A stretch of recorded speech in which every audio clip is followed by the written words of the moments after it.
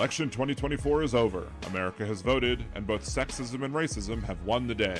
On Liberal Dan Radio, we will hold everyone accountable, from the media that failed to report the threat that Trump poses to this nation, to the people who supported him.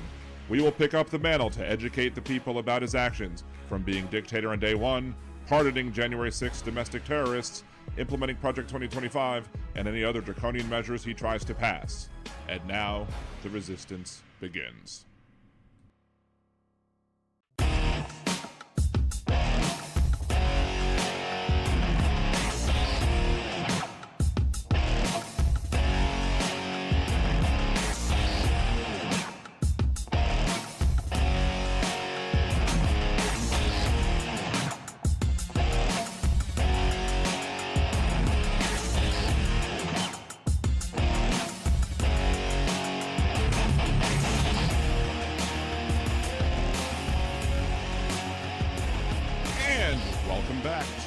Liberal Dan Radio, talk from the left, that's right. This is your host, Dan Zimmerman, coming at you from New Orleans, Louisiana.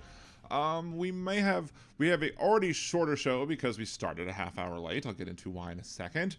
I need to try and get to Best Buy before they open at their special open time, because for the Nerdy Dan stream, I would like to be able to have the new Switch 2 so I could, discuss that and play with that. Yada, yada, yada. So I may have to end early as well. So we may be aiming for maybe about an hour and a half long show today, which is okay. But we'll get into why, we were late in a second again. But we, whatchamacallit? I've just lost my train of thought already. Anyway, if you want to support the show, like, share, subscribe, comment on other videos that I've posted, like and share and comment on those. Let your friends know that, here's a channel that should be listened to. I was very annoyed. Somebody who's very well known and popular, on Monday, we were discussing the whole Joni Ernst quotes, and if I forget, like Brian something or whatever, rather liberal, left, progressive type person or whatever, very popular. But it pisses me off that these people are so popular and can say things like, I just can't believe that Joni Ernst said the things that she said about people dying. Where the hell have you been? Was it Brian Cohen or whatever? Where the hell have you been for the last, decade, to see how just deplorable the right, MAGA, the GOP, etc. have gotten? For you to be shocked that anybody who is a dyed-in-the-wool staunch MAGA Republican to come out and say some deplorable shit? Yeah, it drives me nuts that those people have followers. And yet, we have other people who are struggling to hit 1, 2, 5, 10,000 followers as well. Hal should have more followers than this guy. But, he's popular and people just want to keep following him, I guess. I don't know. But we need better media. We need better media. And one thing that we're trying to do here is to strive to get better media. I've been toying around with a new idea of I mentioned this to the Mod Squad already. We're not getting rid of Talk from the Left, That's Right. We will always be Talk from the Left, That's Right. However, I'm also working with the idea of when the media breaks news, we fix it. And we're gonna maybe do some segments or bits with that as well. Maybe like fixing the news that the media has broken, to play on those words. But we'll talk more about that in a little bit. Let's say hello. We got Aaron over there in the Twitch chat. We've got both of the Mod Squad, Aaron and Jolie, over on liberaldanradio.com, i.e. the YouTube channel. We got Jackie and Josh and Jeff over there. Is there anybody with a name other than a J except for Aaron and myself in the chat? I mean, my middle name's Jay. So yeah, we got Jolie, Josh, Jeff, Jackie, and Aaron. One of these things is not like the other. One of these things. Well, you still belong, Aaron.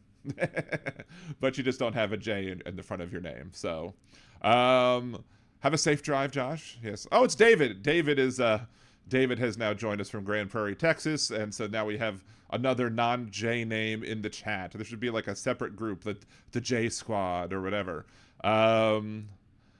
Let's see. Hey, Jolie, I thought I had a 30-second meltdown when I thought you were gonna drop talk from the left. That's right. Yeah, no, I'm not. That's mine. That's my baby. That's what I came up with, and I'm gonna keep on using it till, well, a long time. For a long time. Let's put it that way. So anyway, news of the day. 2 nights ago, it felt like my air was going out. My air conditioning was having problems. And then I went to sleep and I was kind of hot, but when I turned the air back on or whatever the next day, it actually started cooling again. I'm like, okay, cool. It's cool. Yay. We're cooling. And then last night I did my Nerdy Dan stream. Wasn't really noticing much of anything, but then I got up, went to go help Cassie out of the tub, and bring her downstairs, and I was like, it's getting really hot. And it was 83 degrees in my house. And I'm like, oh crap. So I turned off the air because I don't want it running all night if it's not going to be cooling. And there was a possibility that I wasn't even going to have a show at all today because I wasn't going to do a show if I had to sit in the hottest room in the house when there's no AC. And, be sweating my butt off. So, but fortunately, it was only a capacitor problem. Only, i.e. it was $170 to fix, but it could have been much worse. But I'm sitting there like, here we go again. Another crappy thing jumping in my lap. Blah. So, say Jeff Curry, Jay are the best. Us Jeffs look down our noses at G, the G Jeffs. Nice. The other thing that I found out yesterday, which is not that big of a surprise to me because I knew that, or I figured that it might be something that might have to happen in the sometime near future.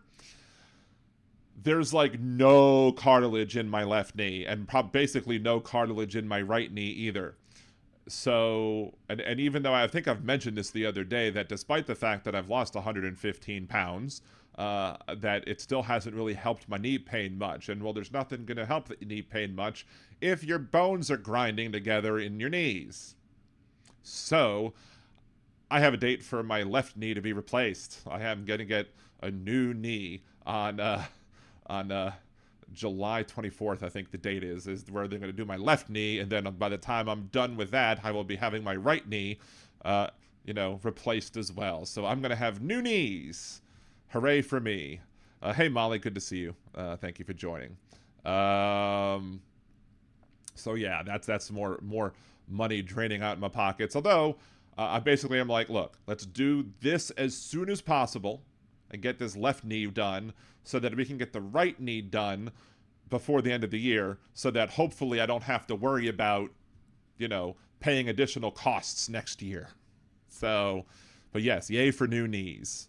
And what else? I've been going through my mother-in-law's house because I was sitting there watching them. They were working in the mother-in-law's house trying to. We hopefully have another buyer for it. We had a buyer that initially was going to be there who dropped out, and I think I talked about that. But we have a new one, so yay! And hopefully that'll get done, before mid-July. And yeah, so we whatchamacallit, I'm sitting there, and we found one thing that it was like an old Sambo type thing, like a doll with black face eating a watermelon that was in somewhere, and I'm like, ugh. Now, my mother-in-law was not racist, but I don't know. Maybe they just had something from way back in the day that just everybody thought was okay and kosher back then. So we found that, and it kind of got set aside a second. And then today we're going through records because we have somebody who might want to buy like all the records. And so I was like, well, that's good. And so we're going through the records, and I found an old Al Jolson record collection, which included the song My Mammy. Now, there's a funny story about the My Mammy song, because I go to karaoke sometimes on Saturday nights at a daiquiri place here, and there's a bunch of old farts who also sing karaoke at that place, and probably one of the oldest of the old farts. Every time he comes in, he sits down in his chair and he starts singing the Al Jolson My Mammy song. And I'm just like, oh, are you kidding me? So the last time that happened, I went up to the karaoke, the karaoke jock or whatever, and I was like, he sang the Mammy song, so I want to sing this song. And the song was the Richard Cheese version of My Neck, My Back. And he was like, okay. And so he got a big kick out of this. So I started singing that, and the looks on their faces of the elderly folks while I was singing this song about my neck, my back, and my crack, but done Richard Cheese style, which is basically like a lounge lizard, was way worth it to be able to get up there and sing it. So, hey, it's Trucker John. Good to see you, Trucker John. So let's see what else. But yeah, so I'm telling my oldest son about the whole, like, see this record, this is who I was talking about.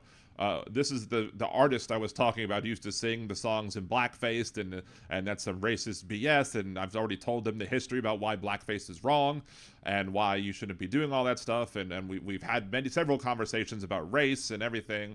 And they're good boys. They pick it up. So my oldest son found the old racist holding a watermelon thing, and apparently threw it away. And he goes, speaking of racism, I found this thing with somebody with a black person holding a watermelon, and I threw it away. And I was like, that's a good kid.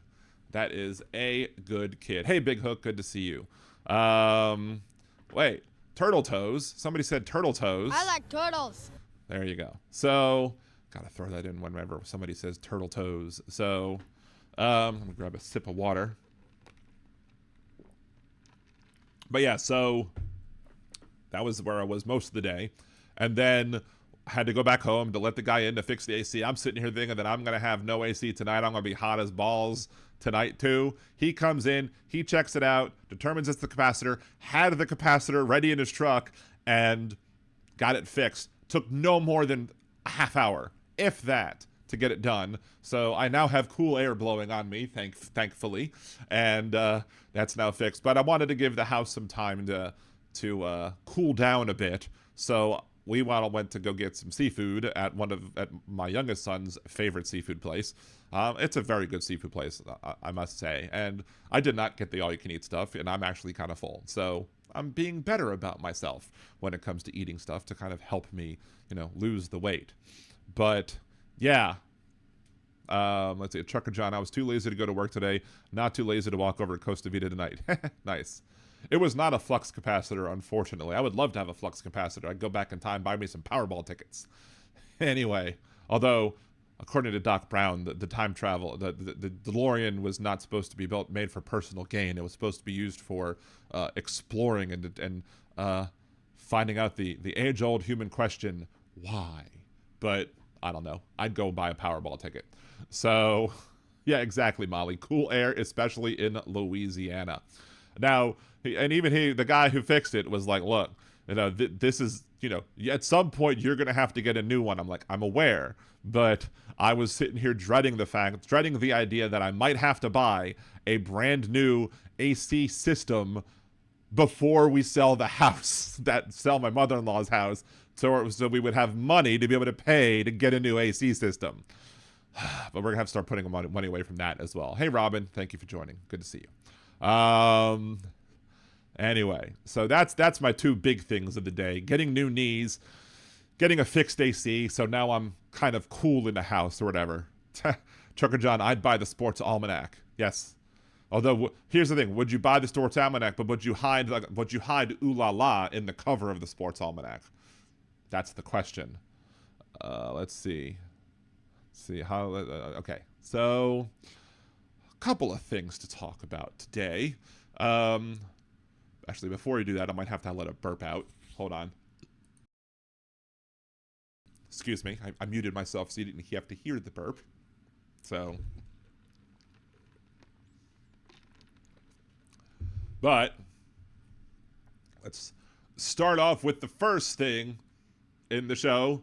Musk finding out.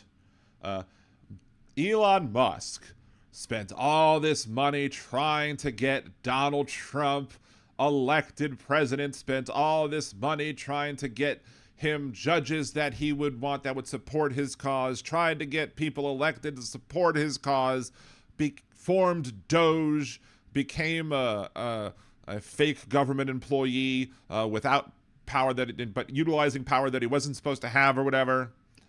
And now he's moved on his merry way and is going back to running his companies that he bought from other people and, whatever. And he tweets, "I'm sorry, I just can't stand it anymore. This massive, outrageous, pork-filled congressional spending bill is a disgusting abomination. Shame on those who voted for it. You know you did wrong. You know it." This is the same big, beautiful bill that Donald Trump wants to pass. Most of the Republicans in the House want to pass. Basically almost proving our point. But Elon Musk is very much like squirrel. Like he will just go deep into something. Like he will just dig deep into put his I am focusing on this one thing, a hyper focus, and all of a sudden, nope, not anymore. Not anymore. He'll flip right back around and he'll go against you as well. Because there was a time when Musk was hating of both parties. And there was a time where Musk might have been seen as somebody who might have been not leftist, but, supporting some more liberal causes. But, then he got mad because of he got criticized, and he hates being criticized. But there are reasons, according to the Axios article on this, why they're positing that it might just be more than the fact that he doesn't just like all the pork in the bill. The legislation cuts the EV tax credit that would help car makers like Musk's Tesla. As of late April, his company had spent at least $240,000 lobbying on behalf of the credit and other company matters. Behind the scenes, sources say Musk also advocated for the measure to no avail because they didn't want to give it to him. Musk was working at the White House in what was called the special government employee. He discussed trying to stay beyond that role, beyond a 130-day limit set by statute for unpaid advisory positions. White House officials said he couldn't keep serving in that capacity. So even though he claimed it's him, it's reality, it's a law that kept him from being a unpaid advisory individual. Musk also wanted the FAA to use Starlink satellite for national air traffic control. Administration balked at that because of the appearance of a conflict of interest and for technological reasons. Now, maybe for technological reasons I can understand, but the idea that this administration would be opposed to conflicts of interest are absolutely news to me. You can't have air traffic control just run off satellites, the second source says. Final straw for Musk appeared to come Saturday night. Trump abruptly announced he was withdrawing the nomination of Jared Isaacman, a Musk ally, to be NASA administrator. After Isaacman's nomination was dropped, the word spread quickly that Sergio Gore was behind the decision, and Sergio didn't like Musk. They feuded, but supposedly there are other people that are saying it's different, but perception is reality according to these people, although I've always said that sometimes perception isn't reality, and if somebody has an incorrect perception, then instead of just justifying their stances by saying perception's reality, you should fix their perception to make sure that it works right. But the idea that now we have Elon Musk, and it's not just Elon Musk who is opposed to this. You now have him retweeting people, basically saying, Elon is right. A bill is neither big nor beautiful. You have a lot of other people posting stuff like support Doge, get them to codify them all, vote out the anti-American corrupt politicians. Republican voted, had a meme of, from whatchamacallit, the cartoon on Prime, Indestructible or whatever. I'm probably having the name wrong. Republican voters. So when do you stop spending? Republicans. That's the neat part. We don't. You have Elon Musk retweeting Rand Paul, who has issues with the bill. You have Elon Musk saying this is on target by saying, I think a bill can be big or it can be beautiful. I don't know if it could be both. That's basically somebody else quoting him. Then he goes, it's not the right versus left. It's establishment versus Americans, which, no, it's more than just that. There is lots of right versus left, and that is an incorrect statement. But, he retweeted that as well. Someone else goes, 10% of the national debt in one bill. Our government is out of control. Elon is correct. Of course, Elon says that, the idea that we would put 10% of our debt into a bill is insane. Now, maybe it is rather insane. It's rather insane, though, to support Donald Trump. It's rather insane to cut all willy-nilly. It's rather insane to, not measure twice before cutting. It's rather insane to want to eliminate things that would fund like the eradication or the fighting of HIV/AIDS in Africa. It's insane to support an administration that is basically shipping people off to foreign concentration camps. It's insane to support an administration that will deport a 4-year-old child who was here legally because you don't want to support the healthcare of brown people who need the help or otherwise they will die. It's insane to deport people who are actually citizens. It's insane to do many of the things that this administration has done. And yet Musk has stood by Donald Trump for all of this stuff. But now that he's out of the administration, he's now changing his tune. Too little, too late, bucko. And guess what? The find out phase is real. And Elon Musk has just entered it.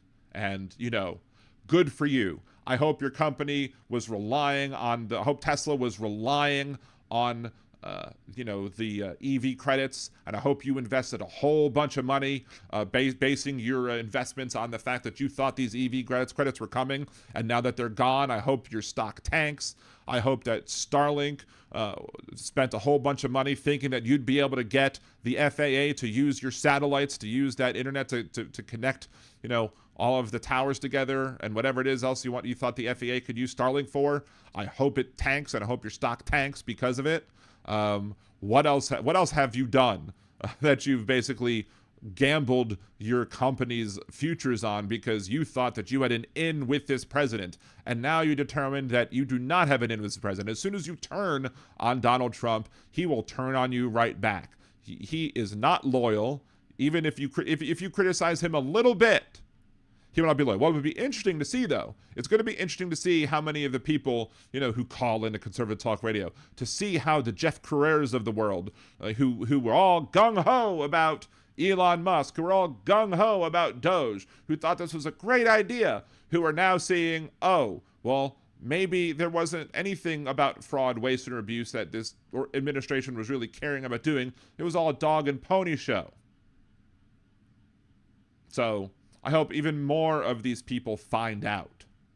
The find out phase is great. The only thing that's wrong with the find out phase is the fact that you have other people who knew that this was going to happen, who knew that Musk and Trump et al. Were dangerous, and they're going to get harmed too.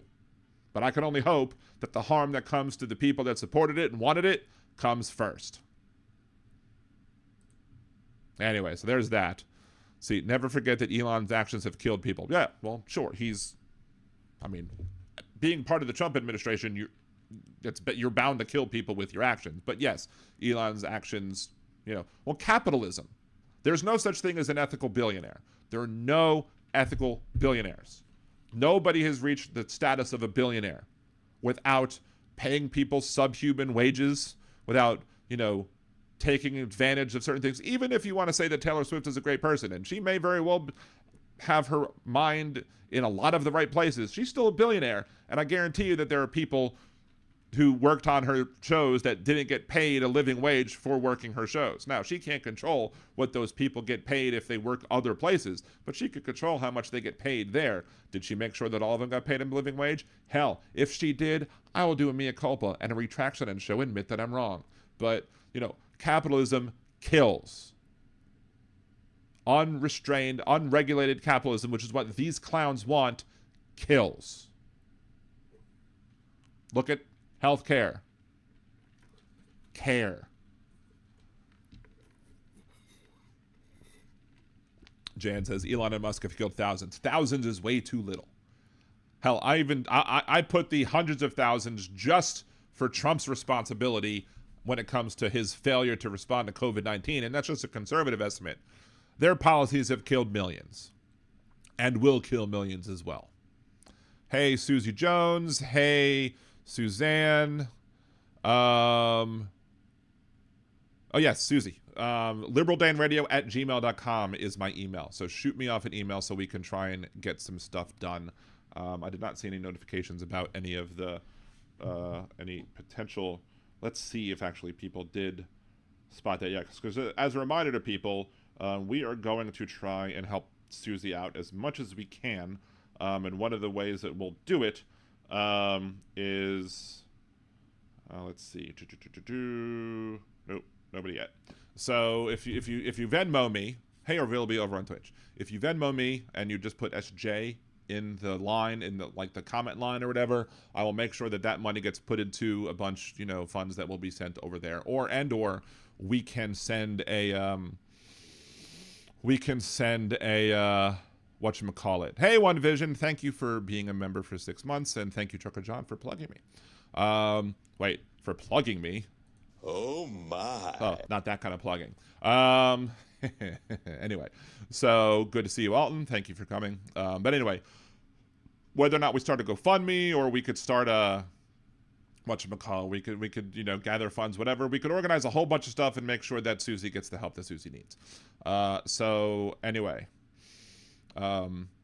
If you can't do Venmo, email me, liberaldanradio@gmail.com. I can give you my PayPal account. I can give you other different ways that cash can be sent or whatever, so that we can coordinate all the money and help Susie out. So because I love my audience. I want to support my audience as much as I can, and I think we're all a family, and we should all be helping out each other as much as we can. Now, with me, I only thing I ask from y'all for me. No, I mean, if you, I'm not going to stop you from Venmoing me and just supporting me as well, or buying me a cider, or becoming a patron, or join, or super chat, super stickers, all that other stuff. I'm more than happy. I'm very happy when anybody does that. Don't get me wrong. But the one thing I ask of everybody is just to help the algorithms, like, share, subscribe, etc. Make sure other people subscribe, get other people to watch, share videos to other people, especially the people that need to see it. Thank you, Jan, for becoming a liberal Danimal. Appreciate you. Another one joining the ranks. One of us. Anyway, so, yes, happy anniversary to One Vision, member for 6 months. Anyway, so what's the next thing we wanted to talk about? Oh yeah. Again, for those of you who might be coming in new, we did start the show, or coming in now. We did start the show a little bit late because of dealing with the AC issues in my house and wanting to give the house the opportunity to cool down a little bit before we did that. Thank you, Chad, for Susie. Thank you so much. Just one thing I'll point out: when you do a super chat, I don't get all of it. So, but thank you for that. I'll try and do the math at how much I get, and I'll make sure that gets forwarded on that way. The best way to do it is to either Venmo me or Zelle me or PayPal me or some other way that's not going to take the fees. So, but again, I do appreciate the super chat. Chad. Easy for me to say. At least I'm not messing you up with somebody else like I kept doing with Big Hook and Trucker John the other day. But yes, thank you for the support for Susie. And I might just eat it. I might just go ahead and eat it just because of the fact that could be part of my contribution as well. So there you go. I'll count the whole thing towards $25 for Susie. How about that? So, let's see. I'm sorry I don't have PayPal, Venmo, or Zelle. That's fine. That's cool. But again, look, I'll eat it for that contribution. I'll eat it. I'll eat the portion of it. So, anyway.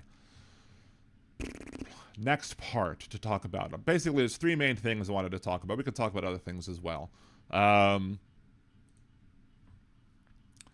usually talk about when I listen to Jeff Crouere in the mornings, and I'll call into Jeff Crouere sometimes.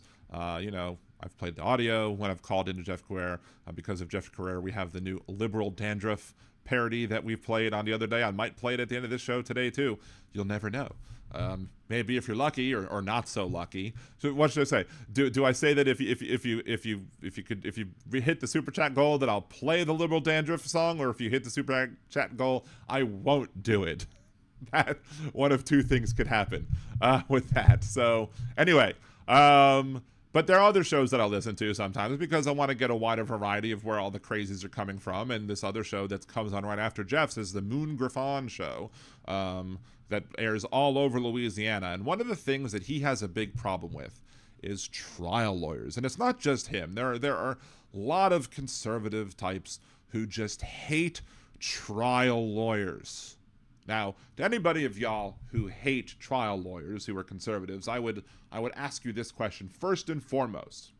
If you get in a car accident and the insurance company of the other driver, let's say they hit you, if they're trying to screw you over, if you hate trial lawyers so much, don't ever call one. Are you going to call one? You shouldn't, because you hate them so much. You think they do such a terrible things. You think they're harmful to society, that the problem of they're all of our problems when it comes to insurance issues or whatever. Our insurance rates are so high in Louisiana because of trial lawyers. We're losing the energy companies from Louisiana because of trial lawyers, is what the conservatives would tell you. But yeah, I'm sure they'll be the first one to call one up and say like, hey, I just got rear-ended by some guy and the insurance company's trying to lowball me. Can you help? No, don't do that. Don't do that one bit. Do it yourself. Stand up for yourself. Make sure, pull your own stuff by your bootstraps and fight the big insurance company by yourself. How about that? I won't do that most of the time. Now, look, there was one time where I was rear-ended. This one time when I was rear-ended, it wasn't a bad accident. It wasn't a big accident or whatever. It was, it did some damage to my vehicle. It did twinge my back a little bit. I did need to go see a physical therapist and get some physical therapy done. That's fine. And, I had to get the car repaired and I had missed some work or whatever. So, and my time spent dealing with all this stuff is worth money. Everybody's time is worth money. But I felt that the case was rather cut and dry. It happened up in Baltimore, and it was like a slippery day, and they rear-ended us, whatever. And he took full responsibility. The police report was taken. The police report said the other guy was fully at fault. I called up the insurance the insurance guy, and my health insurance covered or dealt with his insurance to get reimbursed for the medical costs that happened because of the physical therapy, the doctor's visitor, etc. My car got repaired, good. And then, I negotiated whatever my time was worth that I had to deal with doing this stuff.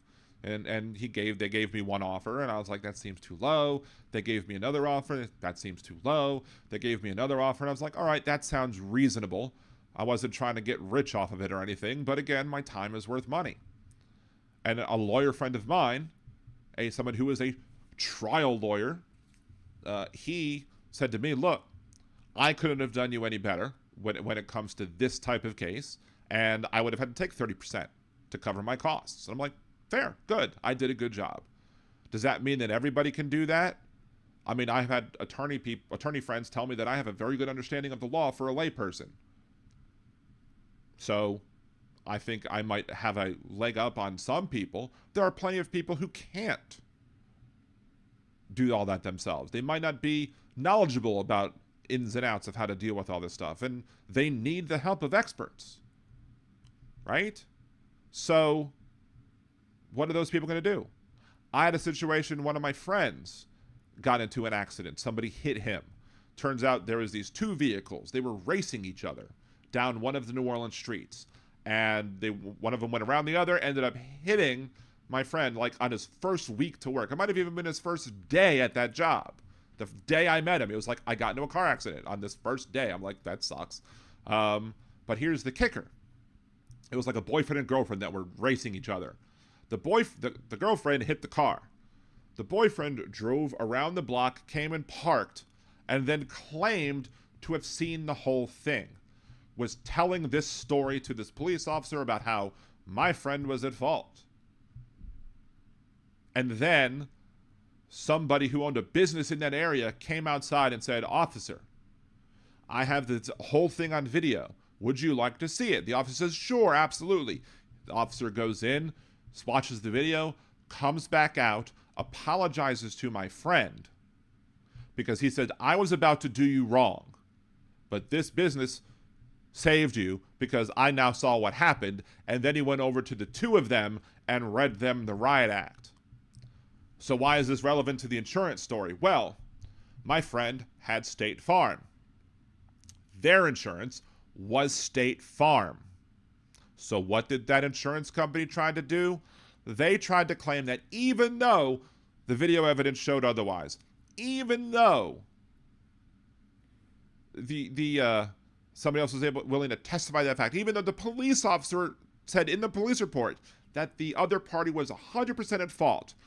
They were trying to get away with saying that both shared blame so that both would have to pay a deductible. Isn't that sleazy? That's sleazy. And when I went to we worked for an insurance company at the time. Now, the insurance company we worked at wasn't auto. It was life and health or whatever. But I went to a convention where I got some sort of designation or something for taking a bunch of classes. And I happened to be sitting at a table with a bunch of people who work for State Farm. And when I told them this story, they were like, that sounds about right. So this wasn't a just standalone thing. This is something that automobile insurance covers will do.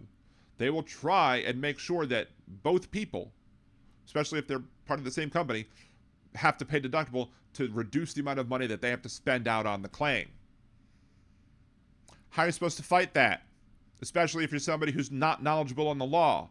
How are you supposed to fight that without a trial lawyer? Right? How the hell are you supposed to fight that?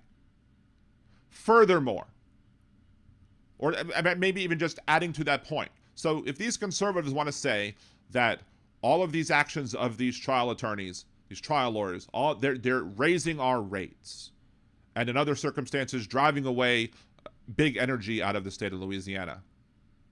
Well, guess what? If you could sit there and tell me that all of the insurance companies are acting well, nicely, fairly, are treating people as they should treat them, acting like good neighbors, maybe I might agree with your points. I think all of these commercials are silly that they have. You see commercials all the time. Most of the local radio stations are brought to you by this one attorney, this one attorney's office at least, and his number is all fours. And, it's catchy. They have a rap song that they made for throw your fours up so you'd be able to, know what number to call when I guess you have a car accident. Smart of them to be able to sing the song. Look, I will ask my children. I've asked my children, what is this attorney's phone number? And they'll be like, I don't know.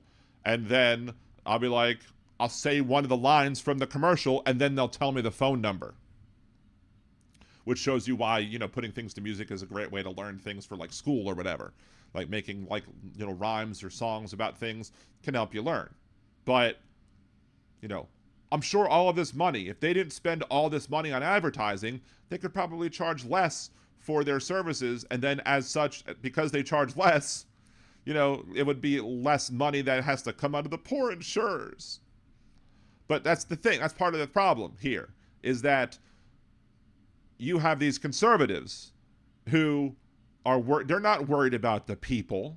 They're not worried about the individuals when it comes to what we have to pay as the insureds. They're just shilling for the companies, wanted to make sure that you don't take away all this hard-earned money of these big insurance companies. Hard-earned, right? No. Do the insurers, should they make a profit? I mean, people are in business to make profits, right?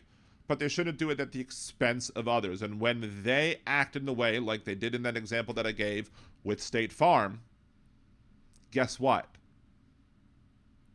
That's harmful to the people. That's harmful to the insureds. Where are y'all conservatives when it comes to the insurance company acting like a bad actor? Where are y'all? Y'all are sitting here worried that this one guy, Moon Griffon, this radio show host, is like, if I ran one of these energy companies, I would just leave the state because they have all these lawsuits against these companies. Why would I want these lawsuits? He was sitting there praising some parish here in Louisiana because their council voted 6-1 to not sue an energy company. But these energy companies have caused shoreline reduction. These energy companies have harmed our environment. These energy companies literally do harm. Who cares if they are the biggest employer in Southeast Louisiana or Southern Louisiana? If they've poisoned your water, if they've poisoned your air, if they're killing you, if they're giving people cancer, who the hell cares? They should be doing things in the right way, in the most reasonably safe way possible. I said all this time when people talked about drilling, when people talked about whether or not we should drill, baby, drill. I've said, look, we should be having these companies, if they want to drill for oil, they need to do so in a reasonably safe and responsible way. I'm not saying that they have to avoid every single possibility of harm, but they should be trying to reduce it as much as possible. And they don't.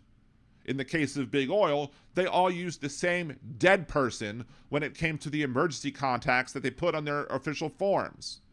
When it comes to big oil, the reason we had a Deepwater Horizon explosion that killed 11 people and put a lot of people out of business who were Louisiana fishermen, the reason that happened is in part because they didn't spend the maybe $100,000, $250,000, whatever it was, to put in some sort of regulator that would have either alarmed or prevented the backflow of oil which caused the explosion in the first place.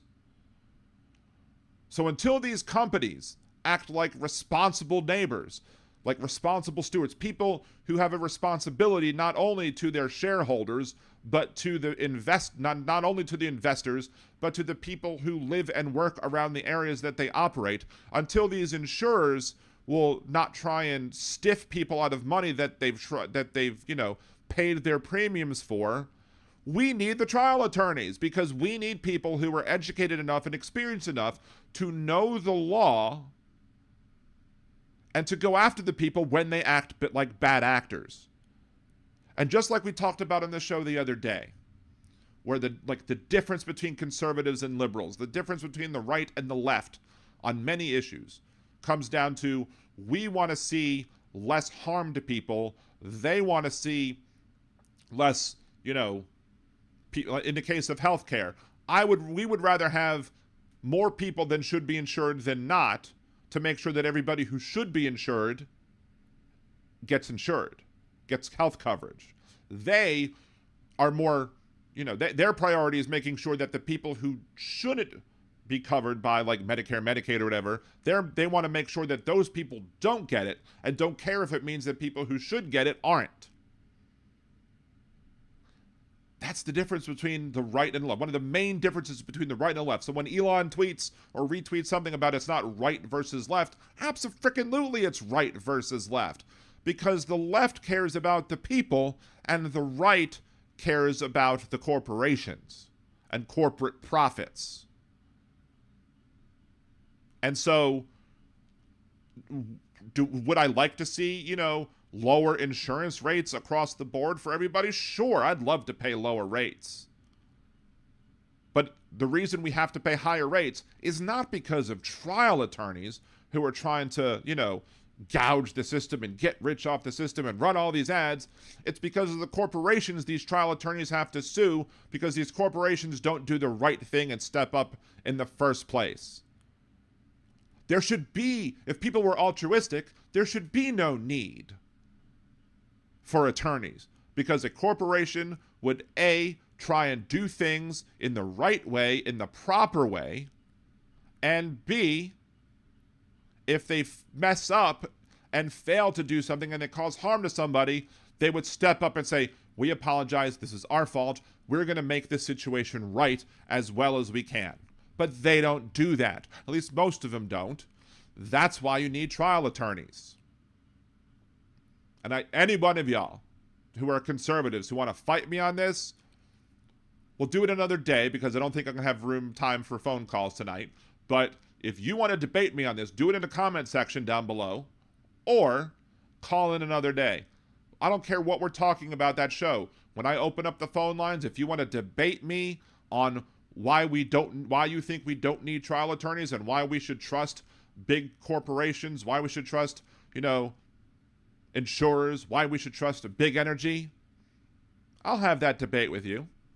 I'll even tell you I have an open mind. If you convince me that I'm wrong, I'll admit that I'm wrong. But you have to call in and have the guts to actually debate somebody who knows what they're talking about.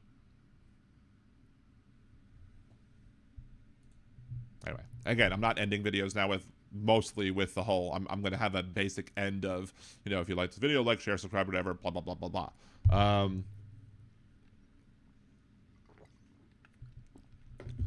Let's see.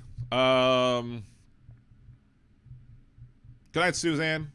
Enjoy watching Deep Space Nine. Where are you at on Deep Space Nine, by the way? I'd love to. I don't know. Where are you at? Like, what point in the show are you? So let's scroll back and see if we have anything I need to respond to. I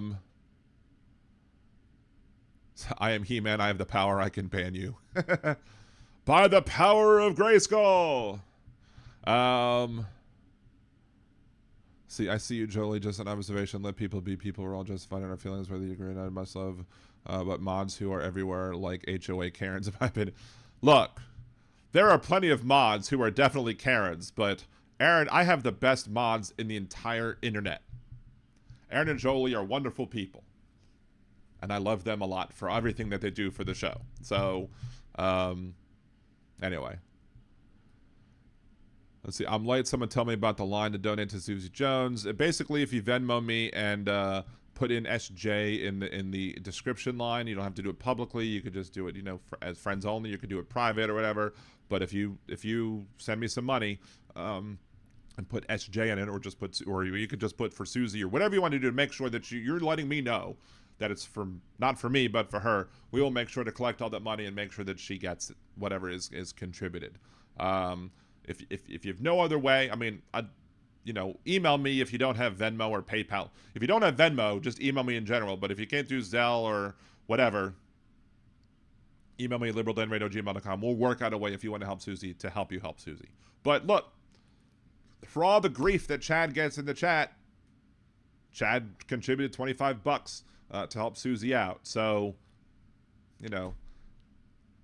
I may be critical of MAGA as in general, but I will basically say the exceptions prove the rule, and I do think Chad is an exception. But you just have to be nice to Jolie. So let's see. Excuse me, folks. I'm trying to eat. Well, what are you eating? Let me know. Let me know what you're eating. Let's see. Scroll on down. It's a big hook. We have the same problem here when we have a long dry spell of rains that elevate the rubber and oil on the surface, causing braking problems. That's why you increase stopping distance in the rain. Exactly. That they love equal fault. 2 deductibles reduce their payouts. Exactly. Chat GPT will be taking a lot of lower lawyer level jobs before much longer. Hey, I had a local company down here that's a physical therapy company that I'm not going to be using when it comes to the physical therapy that I'll be getting for my knee. And they kept on insisting that I owed them money. And at the time I was still on Medicaid when I went to go see them, because I had picked up Medicaid during the pandemic when I wasn't working or whatever, blah, blah, blah. And so I had Chat GPT write me up a cease and desist letter. And it was perfect. It was wonderful. It was very well done. All I had to do was fill in some blanks, and I got it done. And I haven't heard peep from that company since. So you are right that ChatGPT may very well take a lot of lower-level lawyer jobs, but I don't think they'll be able to sit there and fight in front of a judge or fight in front of a jury if the word level's big enough, and be able to make the argument that a trained attorney might be able to make. But it's very well possible that AI could be used to make legal arguments. But there are law firms out there who are very hesitant to allow yourselves to have ChatGPT, especially if it's an open system. Closed systems are a completely different thing. If there are definitely some closed legal systems that will enable people to do like research without having to worry about the fact that they're without having to worry that the proprietary data or the confidential data, privileged data that is between the client and the attorney doesn't go out into the ether, into the interweb, so to speak. So, but yeah, there's a lot of interesting stuff that goes on with that. Whew. Let's see. Suzanne, I'm almost 64. I have to behave myself. Will you still need me? Will you still feed me when I'm 64?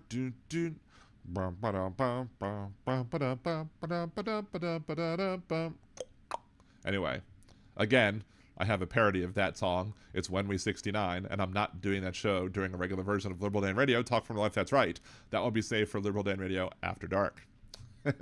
Anyway. Let's see, anything else that I missed? One Vision, you don't have the best mods ever. I am not a mod. No, I'm telling you, I have the best mods ever. Nobody has better mods. Oh, look, Chad said sorry to Jolie. That's good of you, Chad. I appreciate that. My policy, ban everyone, no conflict will happen. Yes, Aaron, that is a terrible policy. I love sarcasm, as do I. Let's see. Baked Italian subs with caramelized onions and mushrooms, secret Italian sauce, and pepperoncini, pepperoni, salami, ham, tomato, bacon, fried, bacon baked with smoked Gouda and Italian blend cheeses, thanks to Food Stamp. Nice. Just leave out the mushrooms for me. I'm not big on mushrooms. But anyway, so that was video number 2, or recording number 2 that I wanted to do. Number 3. We're gonna get to number 3. Let me get this audio open, or these couple of links open. Sometimes when you listen to conservative radio stations, you actually happen to find the stopped clock. You happen to find, the clock that is right twice a day, where if they are critical of a Democrat or a liberal, leftist, whatever, that sometimes they might actually be right. Now, in this particular circumstance, I think I heard it more on the news than it did on the conservative.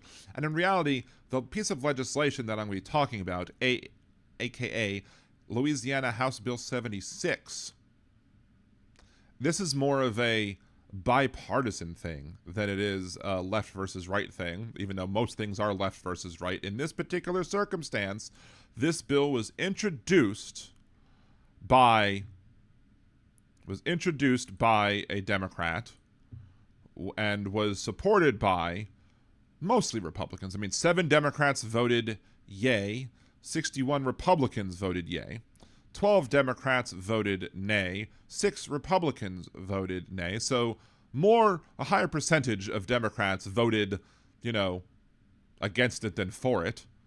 But of course, as you see, 7 yay, 12 nay versus 61 yay, 6 nay. It shows you how, lopsided the Louisiana legislature is. And there was, of course, 19 people who were absent. More people were absent than actually cast a vote on this. Nobody abstained. So, but again, it was sponsored by a Democrat, but only 7 Democrats voted for it and 61 Republicans voted for it. So it was, for as much as Louisiana can be bipartisan, it was a little bipartisan. It was more bipartisan than the attempts to say, like, the Affordable Care Act was bipartisan because one Republican helped to vote it out of committee. That being said, here's the bill text of SB 76. RS 14:43.5.1 is hereby enacted to read as follows. Intentional infection of an incurable sexually transmitted disease. A. Intentional infection of an incurable sexually transmitted disease is when a person has the specific intent to infect another human being with an incurable transmitted disease without the knowing and lawful consent of the victim. The offender knew he or she had an incurable sexually transmitted disease at the time of infection, and the offender engaged in any of the following: sexual intercourse or sodomy with the other individual, selling or donating one's own blood, blood products, semen, tissue, organs, or other bodily fluids, sharing with another individual a hypodermic needle, syringe, or both. B. Whoever commits the crime of intentional infection of an incurable sexually transmitted disease shall be fined not more than $5,000, imprisoned with or without hard labor for not more than 10 years, or both. So that is what the legislation says. That is the legislation as it has been read, as it has been passed by the Louisiana legislature. So you have some people. Let's talk about this bill. Let's talk about this. So here's some audio about this bill that people are talking about, and we'll talk about some of the comments that have been given by people who support it and by people who oppose it. Louisiana Trans Advocates is one of the people who oppose this, calling it the STI criminalization bill. Now, when I read that text, it doesn't read to me that individuals are going to be criminalized simply for having an STI. It reads to me that there's more to it than that. But let's listen to what's being said by people who are discussing this with the bill's author and see what they have to say. And we're going to respond as we get to points to respond to. Let's talk about this bill. First off, what is it? I was contacted by victims who, of course, had been... Now, this is Louisiana Representative Pat Moore, a Democrat, the one who sponsored this bill. ...exposed to an incurable disease, and the offender or the partner or the spouse, they knew this and intentionally held this information from them. And that is... So let's be clear. These are not situations where you happen to have it and you don't know it and you happen to pass it on to somebody. This is an example of when people know that they've tested positive for an STI, don't tell their partners, and end up infecting their partners with that disease or infection or what have you. The purpose of me filing the bill. What do you think about that in the first place? We have very high rates of sexually transmitted infections in Louisiana, but this is not... All right, so you have very high rates of, this is somebody else talking about this. You have very high rates of STI. Not a consequence of people intentionally exposing others to them as much as it is a consequence of our healthcare system. And look, we absolutely need a better healthcare system in Louisiana to enable people to have access to better healthcare so they can know if they are infected or not and can get treatment for said infections.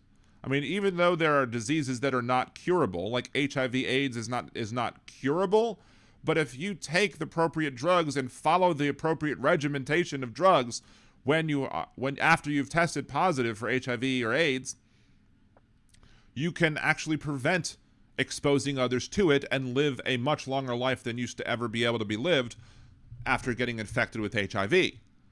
But the idea that just because maybe more of our problems and more of the reasons why why any STIs are spreading is because of we need a better healthcare system, that's irrelevant to the idea that people who know that they have an STI and not telling their partners about it. That's completely a different subject, and to conflate the two is problematic. The lack of access to care that many Louisianians have, and the fact that we don't have very comprehensive sexual health education programs, and so people are already not making well-informed decisions about their sexual health, or at least they aren't encouraged to in the state. And so I think actually the solution to this issue would be improving access to health care, as well as... Improving access to health care doesn't deal with the problem of people who know that they have an incurable STI and who don't disclose it to their partner. This is one of the things, this is an issue where I take big issues with other people on the left, people other than me on the left who argue about this and want to make these arguments, right? The problem is normally we are the ones who stress consent. We are the ones. The Republicans voted for a rapist, somebody who was literally, the judge says we can call it rape, but he was literally found liable, civilly liable, for sexual abuse of E. Jean Carroll. Somebody who admitted on tape, on an audio recording, that he would knowingly and willingly grab people by the hoo-ha, move in on them like a whatever, and not care about their consent. We are the party that pushes for consent. You can't push for consent and say that everybody should consent and have fully informed consent and oppose this. Because if it is not consent, if you know that you have an incurable STI, or even any STI, It is not consent if you then pass it on to somebody else and don't give them the ability to make an informed decision as to whether or not they want to participate in any sexual activities with you, in sharing any needles with you, etc. Hell, when you have, zero viral load after you take the anti-HIV medications, and it's proven that if you are following this regimen, you do not have the ability to pass on HIV to anybody else. But that being said, that's assuming that you're doing it properly. That's assuming that you are getting all of the prescription, you're getting them on time. So even if you are, if you believe yourself to not be someone who can transmit it, it's my opinion that you should still have to disclose that, because you should not get to make that decision for other people as to whether or not they're going to trust that you are doing and taking the medications properly to avoid becoming someone who could, start spreading the virus again. Hell, in my single days, I would make sure to disclose if I felt like I had a cold.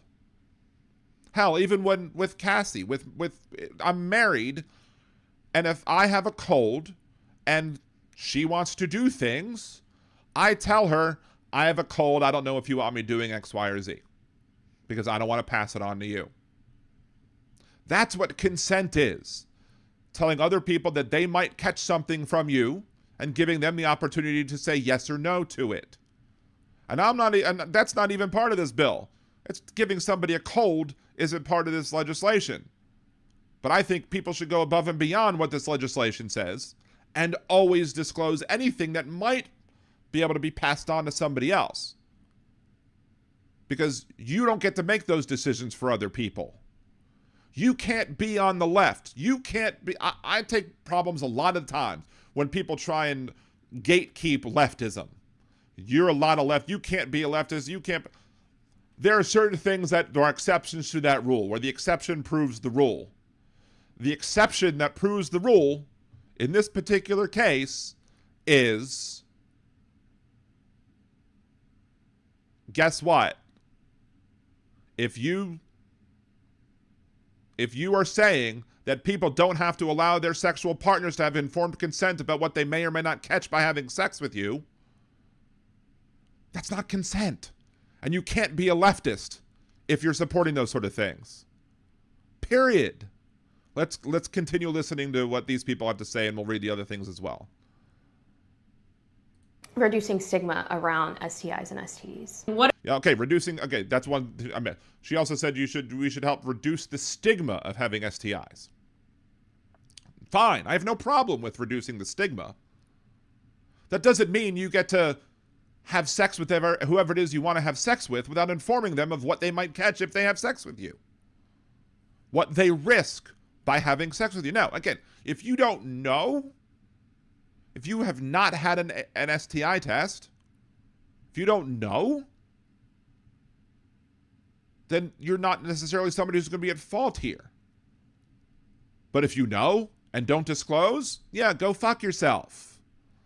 What about the people who, who are born with these incurable STDs? Now, if you're born with it, of course, I'm not talking about that, but even after years or whatever, I mean, if you're born with it and it's an incurable but manageable, but still you are aware of this.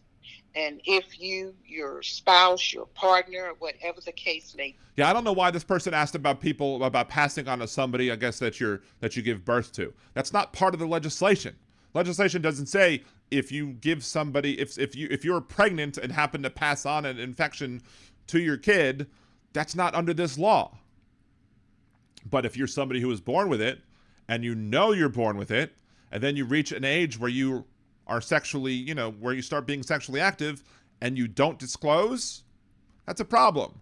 Someone in the chat says that, crabs and lice are easier to get rid of. There's no comparison to an STI. I agree with you that there's no comparison between an STI and like pubic lice. That being said, if you know you have it and you don't disclose it, you're a piece of shit. And while the law is not going to cover that particular circumstance, because the law only talks about incurable, and crabs and lice are curable. Hell, there are many things that are treatable with penicillin, like what, gonorrhea, chlamydia, whatever. I think the law should include those too. It doesn't. But even if you have it and you knowingly have sex with somebody and don't let them know, you're a piece of shit. B, if you know that you have this incurable disease, manageable or whatever the case may be, and you did not inform that person, then yes, this would apply to you. But again, I'm not referring to those that are born with it, because it's going to take years, right? I'm assuming. Mm-hmm. You're born with it, but it's going to take some time for that to happen. But again, what I'm talking about in my emails that I'm receiving and so on, they're saying, well, they don't know. They don't know about the HPV. They don't know. Well, this is intentionally. You did not know this. So again, this bill, or what I'm trying to do, would not impact them. Mm-hmm. And what other loopholes did you see? I know it was amended late last night, and you. Now this video is kind of back and forth because it's like this one person, Isabella Chang from KTL News Now or whatever. She's going back and forth interviewing the person who drafted the legislation and are supporting it, and then to this other person, Jasmine Carroll from PACE and LCCH member or whatever, who's whatever. So this is now talking to the second person who's giving their opinions about this. You just read it recently, but what other loopholes did you find quite alarming? Even, for example, let's say I was having sex with someone and they knew their status. They told me they were living with HPV, and I had no clue that I was already living with HPV. So there's a chance that I could have acquired that from a previous relationship, but because I hadn't been tested quite yet, I could assume that I had transmitted that infection from my partner.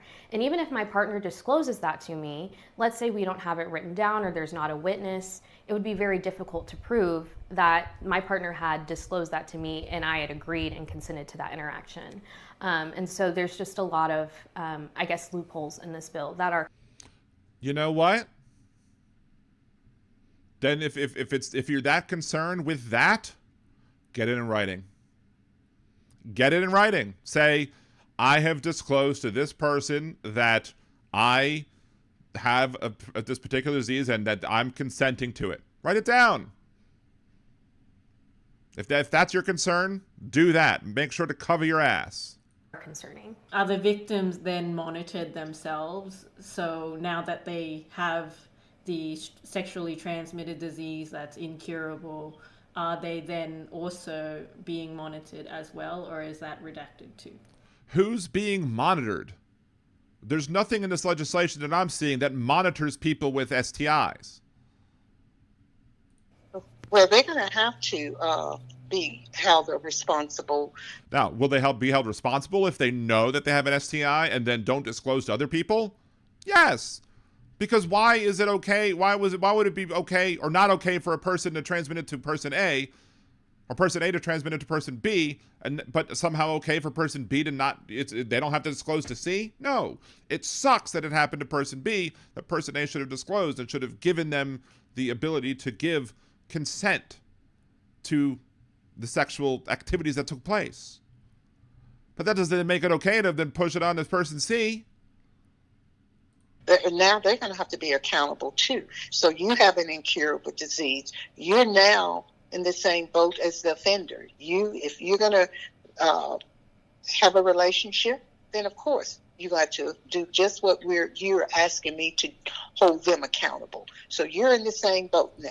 And going back to the last thing we were talking about in this show. I mean, you might think it's not related, but again, if people were altruistic, you wouldn't need these type of laws. Just like if corporations were altruistic, you wouldn't need trial attorneys. But if people were altruistic and people did the right thing all the time, you wouldn't need these laws. But people are out there knowing that they have an incurable STI and are not telling their partners. And if you don't think that's problematic, go fuck yourself again. You got to inform because you know. So you got to make sure your partner or whoever is aware of your situation. And I think what is happening with the victims, they ended up in a situation where now they are having to do this, which they would not have been in that predicament if they had known. You know, LCCH has talked about how they are fearful that it'll disincentivize people actually getting tested. Can you comment a little bit more about why it would? There is actually another Louisiana Democrat from New Orleans who made that very just same similar argument that is being asked about right now. That if you pass this law, it's going to disincentivize people from getting tested. So basically, you're saying that because some people are scumbags and they're, you know, they will knowingly and willingly transmit STIs to people if they have it and won't disclose what their current infection status is, that these people are not going to get tested. I would make the argument that some of these people who don't care about whether or not they're going to pass it on, most of them probably don't know anyway because they don't care about getting STI tests to begin with. So yeah, you're going to miss people. But there are responsible people who are sexually active who are going to get STIs, who will then find out, oh, I have an STI. And then this is basically saying if you find out that you have an STI, you must disclose to your future sexual partners. Why is this a terrible, horrible thing? Why is this something that people on the left would fight against? This doesn't make any sense to me. And again, if you're on the left and you disagree with me and you think you have a cogent point, not today, because again, shorter show, we're not going to have probably phone lines today. Call in Monday, Wednesday, next week. Let me know. Let me know why you think I'm wrong. And again, I'm open to being wrong. I'm open to the idea that I'm wrong. And if I'm wrong, if you convince me, I will say that I'm convinced. I will change my mind. Even though it sounds like I might not, because I think that people who knowingly pass on STI to people without giving them, you know, the knowledge that they are infected and as such allow them to consent to whether or not they want to take the risk themselves. You know, I believe that they're pieces of shit, but you can still let me know why you think that this law would be harmful to other people. And if there's something I've not thought about, I'll consider it. And if I'm wrong, I'm wrong. But I'm having a hard time considering that I might be wrong because these people are basically saying we shouldn't force people to disclose because some people might abuse it. What?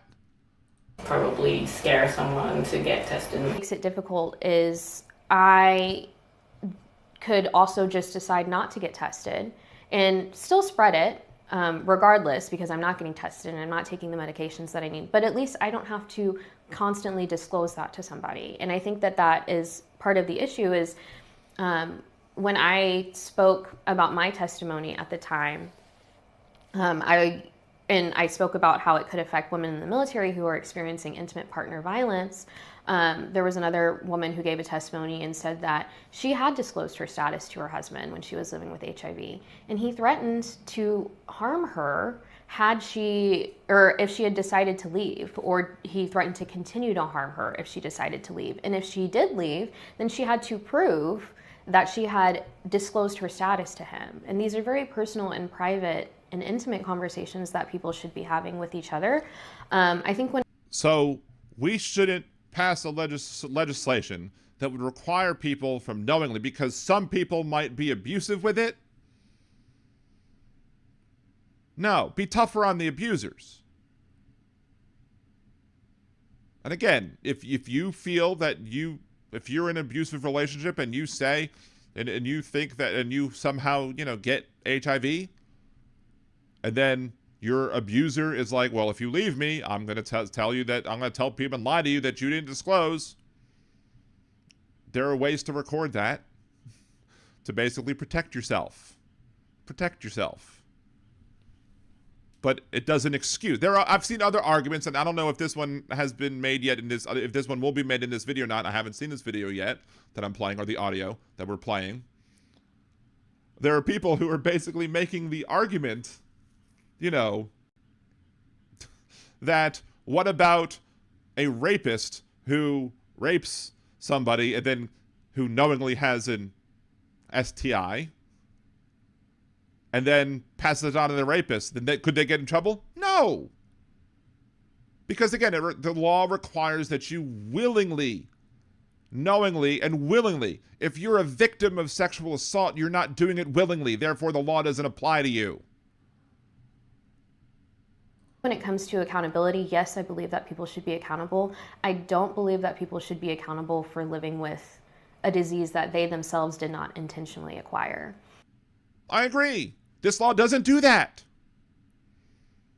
And so I think holding people accountable starts with strengthening the way that we protect victims and survivors of sexual abuse and assault. And I don't believe that we are already doing our due diligence in that field. And so I think that that's... But by these people who are saying that you shouldn't have to disclose, I can't imagine what it's like. I mean, I guess I can't imagine to have something happen to me that I consent to. I did not consent to. I've discussed that on the show already as a kid, from what things that happened to me as a kid. And if things that happened to me as a kid were worse than what actually took place, and if that abuser happened to give me something that would have lasted me a lifetime, the argument of, well, I was a victim, so I shouldn't have to disclose my STI status to future sexual partners, is bullshit. That I'm a victim sucks. If that would have happened to me and I said, well, because I'm a victim, I shouldn't have to tell people, that would make me a shitty person too. That's where the accountability really should start. I guess, how do you think we move forward then? Yeah, so I believe that... And this person's on a news station and they have this terrible interview. I'm a much better person at editing video than these people are. How the hell are these people professionally employed? What? Let's continue. We have the same intentions, and intention is the word of the day, I guess. No, you don't. You don't have the same intentions if you're trying to make an argument that people who have an STI shouldn't have to disclose to people. And so I believe that we all want justice. That was something that was constantly said. Do you really? Do you really want justice in all these circumstances? If you're making an argument that people shouldn't have to disclose their STI status to potential sexual partners, you're not for justice, at least in that particular area. In the courtroom when I was there was that these survivors deserve justice and that we deserve justice. And I agree. But I think as the Criminal Justice Committee, it is their responsibility to think critically about what justice means and what that looks like. And that doesn't necessarily always mean sending people to prison or punishment. I agree. Justice doesn't always mean sending people to prison. I mean, this law also allows for monetary fines, but it doesn't even require fines. Justice can be in many shapes and forms. But if you're out there knowingly and willingly having sexual intercourse with people and not telling them that you could be passing on to them, if they're consenting to you to have sex with you, but you don't tell them the information that they might need that might make them say no, that I don't want to do it, you don't have the right to have sex with anybody else that, whatever.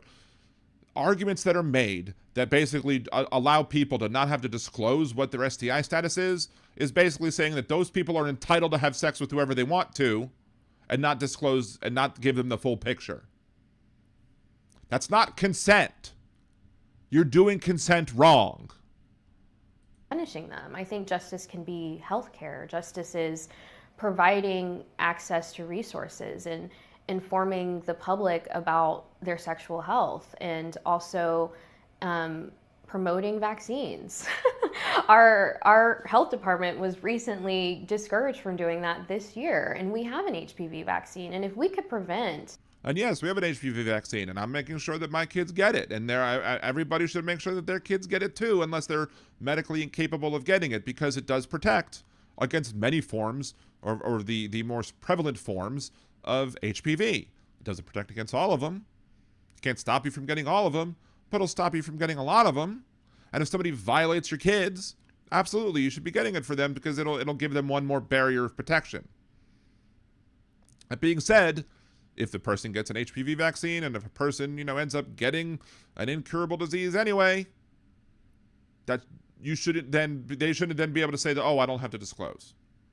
Imagine being somebody and you are willingly having sex with this person unknowing that they have a known STI and they happen to pass it on to you. Imagine then thinking, well, then I should get to be able to not disclose to others too. Two wrongs don't make a frickin' right. The existence and the prevalence of these disease states within our communities, then that is justice. And so I think that we're thinking about the right things, but I don't know if we're doing the right things. Well, allowing people to get away with not disclosing their status is not justice. Period. All right, let's see again. You have Louisiana Trans Advocates, an organization who I would normally, and this is also a part of LCCH, the person that this individual was a member of. They're making arguments on their website. They say in partnership with LCCH, we need to help one last time to stop HB 76, an STI criminalization bill that would criminalize people living with STIs. No, it wouldn't. You're lying. And this is a problem. It's a problem that I have typically on the right.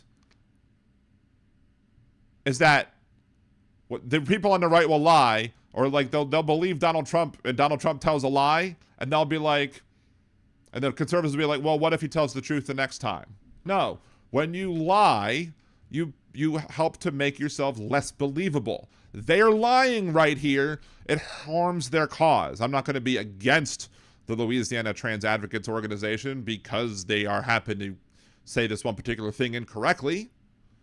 But they're spreading falsehoods here. See, unfortunately, this bill has passed the House and now is in the Senate. Potentially, at last stop of heading to the governor's desk. Please take action one last time to help keep this bill from becoming law and protect your communities from what? What are you protecting them from? You're making it more likely that your communities will be infected by somebody who knowingly and willingly passes on STI to other people because they know that they have it and they don't tell their partners. And don't allow their partners to take an action that has informed consent. If you don't have informed consent, you don't have consent. Your actions have helped us get this bill to a better place, but criminalizing STI is not effective. They're not criminalizing STI. Stop spreading falsehoods. Look, maybe they're not lying. Maybe they have a problem reading. I don't know. So we remain in opposition to the bill. HPV, herpes, HIV, hepatitis B affect Louisianans from all walks of life. Criminalizing these conditions, you're not criminalizing the conditions. You're criminalizing knowingly having sex with somebody and not informing them that you know that you have one of these conditions, would subject hundreds of thousands of people to extreme penalties. Are hundreds of thousands of people infected with these STI? Are hundreds of thousands of people not telling their partners that they have these STIs? No? Then you're not telling the truth. This bill only targets those who know their status. How are you supposed to target the people who don't know their status? How? This is a very conservative mindset type of way of thinking. Not in that conservative, Republicans did support this bill, but the idea that because you can't get every one of them, you should do nothing about it. That is the way conservatives think. Liberals, leftists, progressives will think, let's do something that helps the most people possible. Conservatives will say, we shouldn't do anything because it doesn't help everybody. Congratulations, y'all. You have officially joined in the low information voter, the poorly educated realm of politics by embracing the idea that if it doesn't help everybody, it helps nobody. This is the same type of logic that conservatives use to be against the COVID vaccine. They said nobody should take the COVID vaccine because it doesn't stop you from getting it. Even though it could prevent you from getting it, doesn't stop everybody from getting it. Because some people who have the vaccine still got COVID. That's not logical. It's not logical whatsoever. But they're making the same type of argument here, that because it doesn't help, it doesn't prevent every single case of transmitting STIs from taking place, that it's that means it's bad. HB 76 threatens up to 10 years in prison and mandatory sex offender registration. I didn't read the mandatory sex offender registration, but, you know, maybe I missed that. For people living with these health conditions, it won't make us safer. It will re-traumatize survivors, increase stigma, and open the door to coercion, violence, and prosecution of people simply seeking care. It's not going to punish anybody for simply seeking care. It's going to punish people if they have it, regardless of whether or not they seek care, if they don't tell their partners that they have it. And if somebody can manage to draw the line of, you knew, then we had sex, and you didn't tell me, well, guess what? And what this law might do, this law might inconvenience some persons who happen to test positive for these sexually transmitted infections by requiring them to take maybe an extra step to say, look, I am telling you that I have tested positive for this thing, and I am letting you know before we have sex. Sign here to confirm that you understand this. Oh, well, I'm not weeping for y'all that you might have to take an extra step to confirm that you've given people that consent. Look, again, I don't need such a thing to tell me what to do, to tell me to do the right thing. Because as I said before in the video, if I know I have a cold, I will tell my wife. A simple cold. A cold is not incurable. A cold goes away for most people. Some people who are immunocompromised can have issues with the viruses that they catch. My wife's immunocompromised. Another reason why I tell her. But even if she wasn't immunocompromised, I would say, look, I have a cold. You might not want to kiss me. And typically when I have some sort of viral infection like that, like a respiratory infection, like a flu or the cold or COVID, I would let her know. And then she wouldn't kiss me. Which is good, because I don't want to pass anything on to her. But, you know, but even if I was single and it was a complete stranger, I'd be like, look, I feel like I have a cold coming on. I want to let you know and give you the opportunity to say yes or no before we do anything else. And that's just a cold. I don't need the law to have me act right. Good people don't need the law to have them act right. Bad people do. That's why Republicans want to criminalize things, because they can't control themselves from the things that they think are wrong. That's why they need to criminalize these things. This article continues. While HB 76 claims to focus on intentional harm, its language is dangerously broad. It is not. We just read it. It is not dangerously broad at all. Intentionally transmitting. Knowingly and intentionally. Two strong words there. Strong words. Nobody has better words. Unless they disclose their status to every future partner for the rest of their lives. Anyone living with STIs could face prosecution. Yes! That should not be that dramatic of a thing. That should not be shocking. It's what everybody should do. If you have an STI, you should do that. You shouldn't need the law to tell you. But again, some people do. Because some people will not disclose, knowing that they have these infections. It creates the dangerous, take the test, risk arrest environment that will scare people away from healthcare. No, it doesn't. Because if you took the test and found out that you had something, just disclose. Can anybody who opposes this legislation for these reasons show me, give me examples about these sky is falling type scenarios that these people are describing right now? In 2023, the legislature's own H.R. 130 task force warned that Louisiana's outdated HIV criminalization laws already hurt public health and disproportionately affect Black, LGBTQ+, low-income communities. HB 76 would only expand those harms. Are you making the argument that we shouldn't disclose? Again, if you're making the argument that you should not have to disclose your STI status to all of your potential partners, you're a piece of shit. And I've said that a lot this video. This might be one of the videos where I curse the most. But if you are making the argument that nobody should have to disclose their STI status to other people, you are a piece of shit. Period.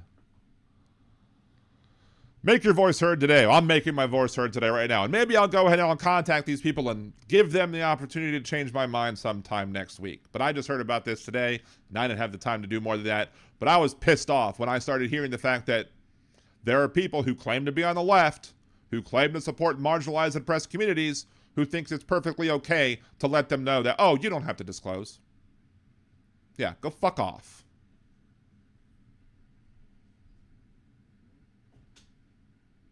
Anyway. Stop that video. We're almost done, Thomas.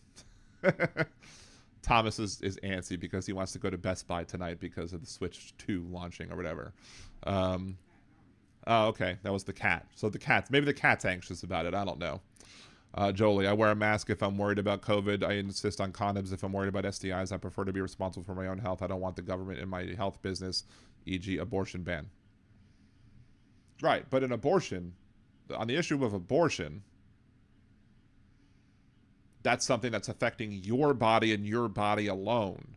Nobody else's body is involved with the abortion. Only the embryo and the fetus that's in you, unwanted in an unwanted way, is that's where I think it's different between the two. And yes, people should absolutely take responsibility for their own healthcare when it comes to, protecting themselves.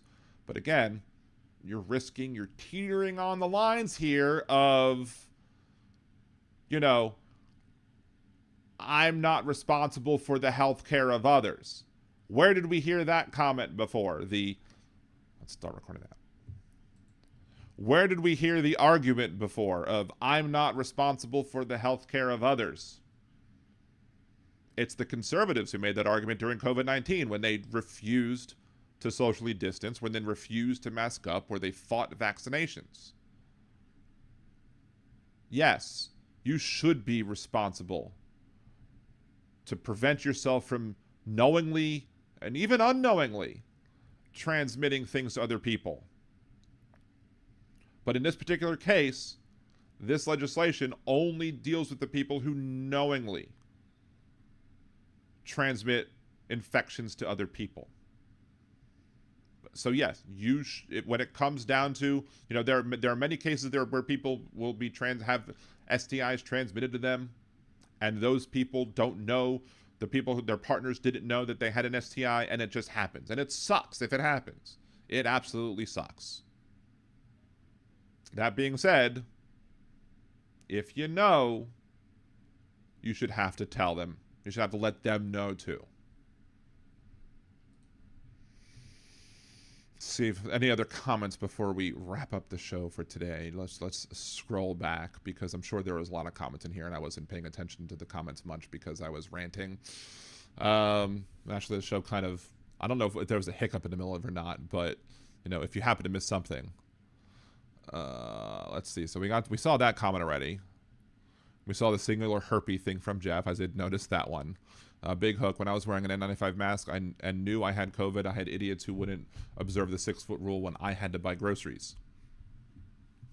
Again, those people are, again, if you were to observe the 6-foot rule, then I'm not necessarily worried, that then you're taking the unnecessary risks. Hell, there was somebody at a grocery store during COVID when I made something about them not violating 6 feet and them not wearing masks. Guy threatened to shoot me in the parking lot. I'm still alive, so clearly he didn't, but, Let's see. What else did I miss? Anything else that I missed? What did I miss? What did I miss? Look at Oklahoma, the highest rate of congenital syphilis in the nation. Have you seen those maps? Like the teen pregnancy rate, the STI infection rate, the illiteracy rate, and all these other things are all happen to match up with the Bible Belt. It's low information voters. It's the poorly educated people that Donald Trump said he loved after the 2016 Nevada primaries. Let's see. It's sad, preventable, and ignorant, Josh, in my humble opinion. See, I remember the House episode where the girl had a tick in one place and the doctors didn't look. The dad is about to kill House when she shows the tick removed in tweeters. House was great. I loved House. Dr. House was a great show, or Dr. House was a great character. And actually, it's because of the actor who played House that we have the "You'll Be Back" song in the Hamilton, because he told Hugh Laurie, Lin-Manuel Miranda told Hugh Laurie that he was going to write a musical about the War of Independence in 1776 or whatever, and his response was just, "You'll be back," and that's how we came up with "You'll Be Back," thanks to Hugh Laurie. You'll be back, soon you'll see. You'll remember you belong to me. You'll be back, time will tell. You'll remember that I served you well. Anyway,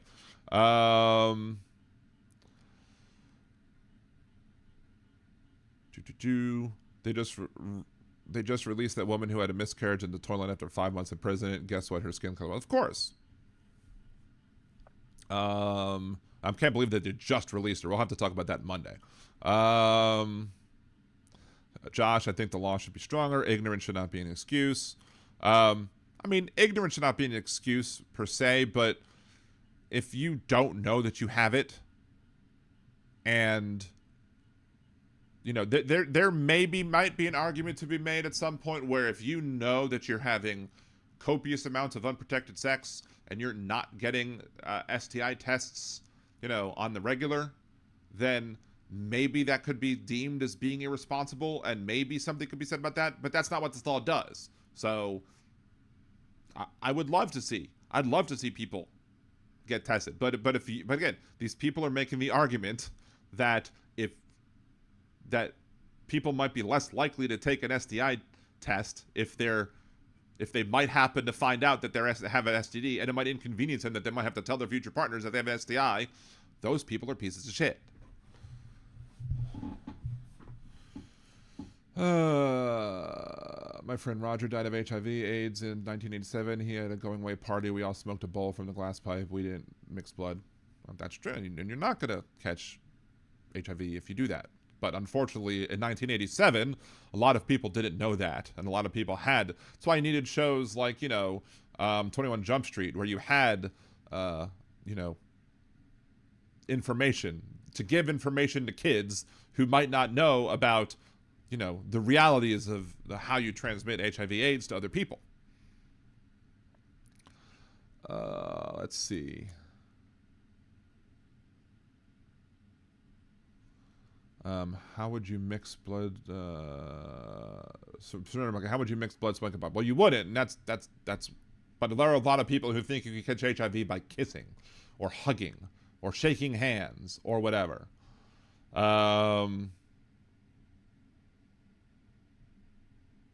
Hey, John Deff, lurking and working. That's the best way to be. If you can't participate, at least have the show on. Help the algorithms as well. Let's just see what I'm missing. Alton Gillespie, all great points, Dan. Thank you so much. I think it's a slippery slope, Jolie says. Letting the government in my health business, period. The government is involved in our health business a lot. The fact that, and we've talked about on this show, that RFK Jr. and those type of people want government involved in our health decisions a fewer amount of times. They want less government interference in healthcare, which is going to end up causing more negative health outcomes. So, and the role of government, my simple explanation of what I think that the role of government is to protect people and entities from other people and entities. And there are people out there who are doing shitty things and knowingly transmitting STIs to other people. And if you do that and you go to jail for it, I'm not going to weep for you. Now, should I look up the HR 130 task force and see whether or not what those information says? Might I change my mind after I look up this information about the HR 130 task force, about the outdated HIV criminalization laws that supposedly have hurt public health care and disproportionately impact Black, LGBTQ+, and low-income communities? My mind's open. I'd be more than happy to look into it. And again, if I'm wrong, I'm wrong. And I'll admit it on the show, like I've done before. All right. So it's 10:10. I said it was going to end at 10. Let's see. There's a reason doctors refer to motorcyclists as organ donors. Yeah, pretty much. And there's another reason why we sometimes refer to impeccable living as an organ recipient. Oh my. Anyway, on that note, we are going to end this episode of Liberal Dan Radio, Talk from Left, That's Right. We will be back, unless something big happens, Monday night, 8 p.m. Central, here on liberaldanradio.com and twitch.tv/liberaldanradio. Again, remember, I just want to kind of encourage y'all that if you want to send me money and you're super chatting it, you're actually costing me money. I mean, more than happy to shell out a little bit of money to help Susie. You know, I'm more than happily willing to help out some with that. You know, if that's the only way to do it, then fine. But, you know, if I get a super chat, that's taxable income for me. So, you know, I would much rather, if you're going to contribute to help the Susie cause, Venmo, PayPal, Zelle. If you don't have the Venmo, email liberaldanradio@gmail.com. We will work out a different way for you to, even if it means mailing me a check or something like that. We'll figure that out.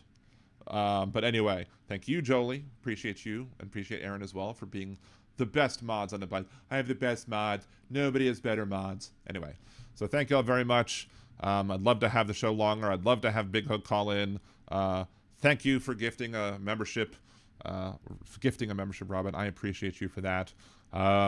So we'll give at least one more shot of hearing the Liberal Dandruff song, and after that, who knows how much off it will pay it. But if you haven't heard yet, the Liberal Dandruff parody that a conservative creator or creative director made in reference to me specifically, criticizing his use of AI and how horrible his parodies are, and you didn't hear it twice on Monday, you get to hear it again. And if you heard it twice on Monday, third time's a charm, right? So again, until next time, have a great one. Peace. Out of the blue, Liberal Dan got some bitter things to sling. Says my AI's unlistenable, a waste of time. But this big shot leftist ain't worth a dime. Liberal Dan, you're just a flake. Living in a world where facts don't make. Peddling hate and acting tough, but you're nothing more than liberal dandruff. Dan makes plans, but they all crash down. Like the coyote when he hits the ground. He'll build a trap like the fuse so tight, but